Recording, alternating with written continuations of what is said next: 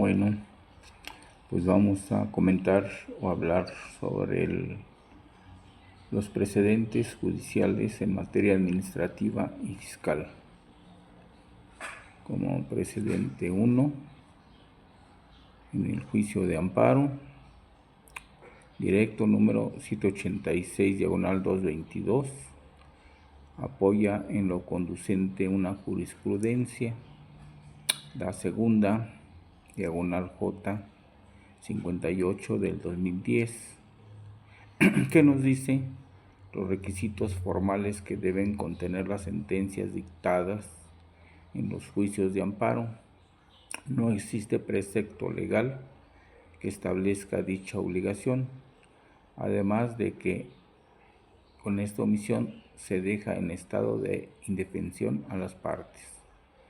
En su séptimo concepto de violación, la quejosa dice que la responsable se ocupó únicamente del primero de los actos impugnados, sin referirse en momento alguno al segundo de ellos, consistente en la fracción 1ª de la disposición 39 de la modificación a las disposiciones generales en materia de adquisiciones, arrendamientos, contratación de servicios y ejecución de obras de la Comisión Federal de Electricidad, respecto al cual el juicio contencioso administrativo era procedente en términos de lo previsto en el artículo 3, fracción 1 de la Ley Orgánica del Tribunal Federal de Justicia Administrativa. El precedente 2, la Corte señala que la nulidad de los actos administrativos debe ser declarada por la autoridad competente cuando exista una violación sustancial a normas de orden público o derechos constitucionales. La nulidad opera de pleno derecho, sin necesidad de que exista una declaración judicial previa, aunque en algunos casos la vía judicial es necesaria para garantizar los derechos. Introducción a los precedentes judiciales de la Suprema Corte de Justicia de la Nación. Los precedentes judiciales, particularmente aquellos de la Suprema Corte de Justicia de la Nación, son decisiones que establecen interpretaciones obligatorias del derecho en materia constitucional y legal. La Suprema Corte, mediante su jurisprudencia, orienta la aplicación del ordenamiento jurídico y garantiza la uniformidad y certeza en la administración de justicia. Desde la reforma constitucional del 2011, la Suprema Corte adoptó la jurisprudencia obligatoria, la cual consiste en ciertas tesis aisladas que, al ser revaloradas y reiteradas en varias ocasiones, adquieren carácter de jurisprudencia. Esto se regula en los artículos 94 y 95 de la Constitución Política de los Estados Unidos Mexicanos, en las leyes secundarias y en especial la Ley de Amparo. El precedente 3, así por las razones que la informan, resulta aplicable el criterio sustentado por la segunda sala de la Suprema Corte de Justicia de la Nación en la jurisprudencia número 2/J 4 del 2010, 33, conforme al cual la rescisión administrativa de un contrato de obra pública reúne las características para ser considerada como un acto de autoridad, toda vez que con fundamento en los artículos 134 de la Constitución Política de los Estados Unidos Mexicanos se emite esa decisión unilateral, extinguiendo por sí o ante sí una relación contractual en la que es parte un particular, afectando su esfera jurídica.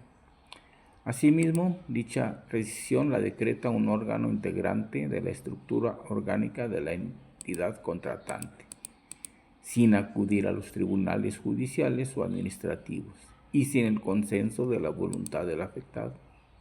En este caso, el contexto órgano colegiado consideró que la rescisión unilateral del contrato por parte de la Comisión Federal de Electricidad es un acto en el ejercer una facultad que tiene como respaldo la propia regulación normativa que le permite dicho proceder en cualquier tiempo.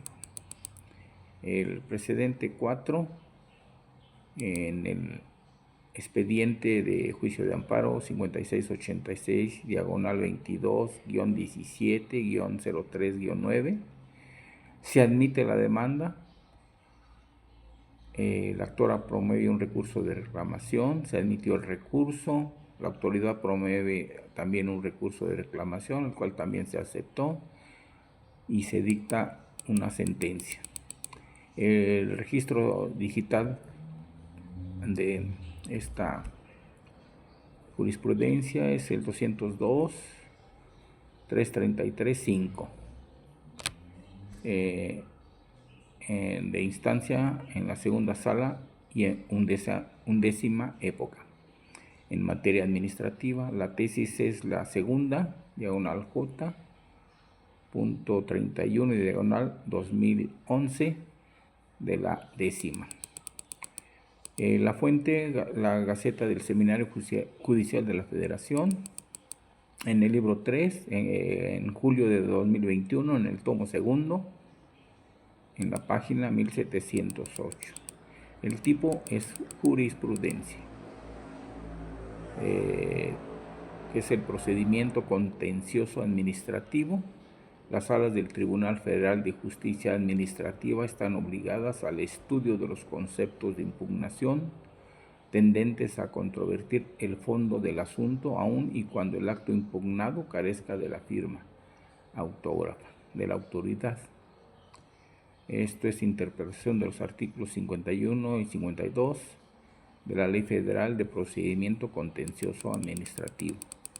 Tenemos como precedente 5 la contradicción de tesis 28 diagonal 2021, que nos dice: si en el juicio contencioso administrativo se actualiza el supuesto de insuficiencia en la fundamentación de la competencia de la autoridad y además resulta fundado otro concepto de anulación de fondo que se hubiese planteado en la demanda o en su ampliación, este también debe analizarse en la sentencia, atento al principio de mayor beneficio que implica el estudio de aquellos argumentos de fondo que, de resultar fundados, satisfagan la pretensión principal deducida de la demanda. Como precedente 6 tenemos en juicio de amparo 5686, diagonal 22-17-03-9, la actora que comprobó que no puede prestar los servicios con bienes que no están aún fabricados, lo que se traduce en la imposibilidad material del cumplimiento y probada bajo los avisos del fabricante, siendo que las causas del incumplimiento no son responsabilidad de la actora, pues se sale de su control, por lo cual sucedieron situaciones ajenas a la voluntad del actora, que fueron causas de fuerza mayor, por lo que la actora no actuó con negligencia o irresponsabilidad. El principio, vamos a hablar de otro tema, el principio de equidad tributaria. La Suprema Corte de Justicia de la Nación ha reconocido que si bien la ley tributaria debe ser igualitaria, existen circunstancias donde la aplicación estricta de las normas puede generar desigualdades, por lo que las autoridades deben actuar con razonabilidad y proporcionalidad para garantizar la justicia tributaria. El procedimiento de ejecución. La Corte ha precisado que el procedimiento de ejecución de los créditos fiscales debe seguir los cauces establecidos en la ley, garantizando el cumplimiento del derecho de los contribuyentes y evitando ejecuciones arbitrarias o desproporcionadas. En la contabilidad electrónica, la Suprema Corte de Justicia ha validado que la obligación de llevar contabilidad electrónica es una facultad constitucional de la autoridad fiscal para detectar defraudaciones y verificar la veracidad de las declaraciones. Sin embargo, ha establecido límites para el uso indebido de la información y la protección de derechos fundamentales en su recopilación y uso. Los temas mencionados son de gran relevancia en la esfera tributaria y administrativa, donde la Suprema Corte ha emitido múltiples jurisprudencias que establecen los límites, requisitos y derechos de los contribuyentes y las autoridades. La nulidad de los actos administrativos, sus fundamentos fiscales se sustenta en la Ley Federal de Procedimiento Administrativo y en la Constitución.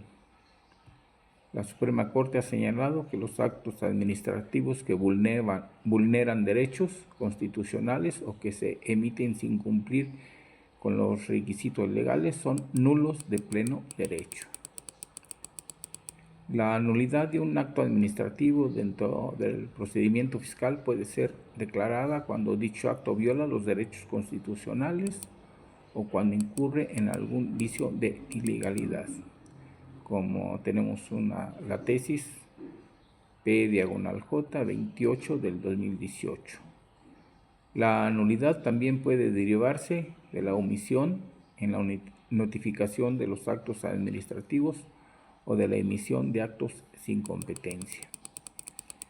La facultad de comprobación de las autoridades fiscales, el fundamento es que la autoridad fiscal tiene la facultad de practicar auditorías, revisiones y verificaciones siempre que se respeten las garantías constitucionales. Los precedentes, la Suprema Corte ha establecido que las facultades de comprobación deben ejercerse en los términos y condiciones que marca la ley y que su ejercicio sin fundamento o con violaciones a derechos puede ser declarado nulo. La jurisprudencia puntualiza que la autoridad debe actuar con apego a la ley, documentar debidamente las prácticas de comprobación y que las acciones de fiscalización no pueden ser arbitrarias. La jurisprudencia P/J 28 del 2008 nos dice: la facultad de comprobación se ejerce en los términos que establece la ley y su ejercicio sin apego a los requisitos legales que vulneren los derechos constitucionales.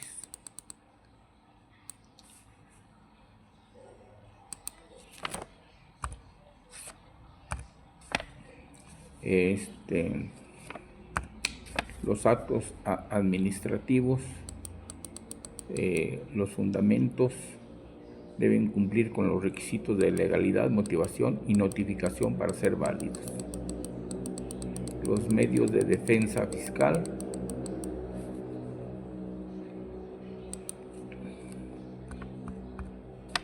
los principales medios de defensa en materia fiscal son el recurso de revocación, la queja, el juicio de amparo y los procedimientos especiales. Las jurisprudencias reafirman que los recursos administrativos como el de revocación no suspenden automáticamente la ejecución del acto impugnado, salvo disposición legal en contrario. El principio de equidad tributaria, el fundamento, la ley fiscal debe garantizar la equidad en la carga tributaria. El procedimiento de ejecución tributaria, su fundamento son los procedimientos de ejecución, deben de respetar los derechos del contribuyente y ajustarse a los requisitos legales. La contabilidad electrónica es la obligación de llevar contabilidad electrónica, se sostiene en la ley del impuesto sobre la renta, la renta, la ley del impuesto al valor agregado y las normativas de la autoridad tributaria. El fundamento legal y jurisprudencial, la Constitución de México, en sus artículos 14 y 16, 123, establece los derechos fundamentales relacionados con la legalidad, la protección de los derechos en procedimientos administrativos y laborales.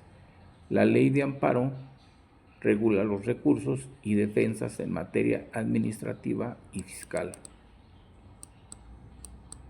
Y bueno, tenemos una jurisprudencia, la 28 del 2008, denominada Tesis de Jurisprudencia en materia administrativa y fiscal y en diversas tesis del rubro y concepto.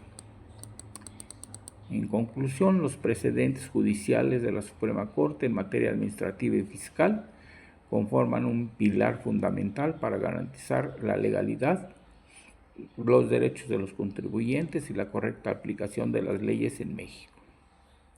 La constante emisión de jurisprudencias en temas como nulidad, facultades de comprobación, actos administrativos, medios de defensa, procedimientos de ejecución y obligaciones fiscales configuran un marco interpretativo que limita y regula la actuación de las autoridades, asegurando un equilibrio entre la autoridad tributaria y los derechos ciudadanos. Y bueno, pues de momento es mi opinión. Muchas gracias.